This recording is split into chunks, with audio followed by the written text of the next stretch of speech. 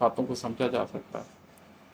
تو وہ بڑے آرام سے یہ کہہ دیتا ہے کہ میں وصیت میں سے اپنا حق چھوڑ دیتا ہوں، وہ آپ سب لوگ بانٹ لیجئے، مجھے یہ پرانی کچھ کتابیں دے دیجئے۔ اس سے وہ علم بھی اٹھا کے اپنے گھر میں لے جاتا ہے، اس سے وہ اس جھگڑے سے بھی بچ جاتا ہے، اس سے وہ صلہ رحمی کا حق بھی ادا کر دیتا ہے اپنا حصہ چھوڑ کر، اور اس سے وہ ان تمام لوگوں کو جو اس وصیت کے وقت اپنے چہروں پہ سے نقاب اتار کر اپنی حقیقت ظاہر کرنے پر آمادہ تھے،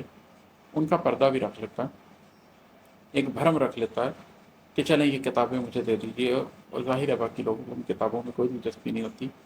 ان کو صرف اس وصیت میں موجود پیسے سے دلچسپی ہوتی ہے، تو وہ اس پیسے کو بانٹ لیتے ہیں، اور ایک شرم بھرم رکھتے ہوئے معاملے کو ختم کیا جا سکتا ہے۔ تو ایسے بھی لوگ دنیا میں ہوتے ہیں جو تحارج میں پرانی کچھ کتابیں مانگ لیتے ہیں، کیونکہ وہ وصیت کی جگہ چہروں کو پڑھتے ہیں۔ اور ہے کہ بہت سالوں سے کنج ناشناسائی کا باسی ہوں، بہت سالوں سے کنج ناشناسائی کا باسی ہوں، اگر دل آشنا لوگوں سے ڈرتا ہے اسے سمجھو۔ میں ایک بڑا ایکسٹروورٹ آدمی تھا، لیکن پھر جب میں نے بہت سال سیکلوژن کے گزارے جس میں میں اپنی ذات کے اوپر کام کرتا رہا اور دنیا سے کوئی خاص تعلق ہی نہیں رکھتا، تو مجھے پتہ ہی نہیں چلا کہ کب میں ایکسٹروورٹ سے انٹروورٹ ہو گیا۔ تو ایسا ہو جاتا ہے لوگوں کے ساتھ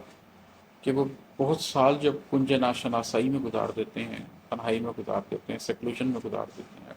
اکیلے میں گزار دیتے ہیں، اپنی ذات کے ساتھ گزار دیتے ہیں، تو پھر وہ آشنا لوگوں کو ساتھ بھی آشنائی نہیں محسوس کرتے، پھر ان کو وہ تنہائی، ان کو سیکلوژن، ان کو لوگوں سے دور ہونا زیادہ اچھا لگتا ہے، زیادہ کمفرٹ دیتا ہے، زیادہ آسانی محسوس کرتا ہے۔ تو بہت سالوں سے کنج ناشناسائی کا باسی ہوں، اگر دل آشنا لوگوں سے ڈرتا ہے اسے سمجھو۔ اور ہے کہ عماد اس دشت محرومی کے باسی لوگ گہرے ہیں، عماد اس دشت محرومی کے باسی لوگ گہرے ہیں،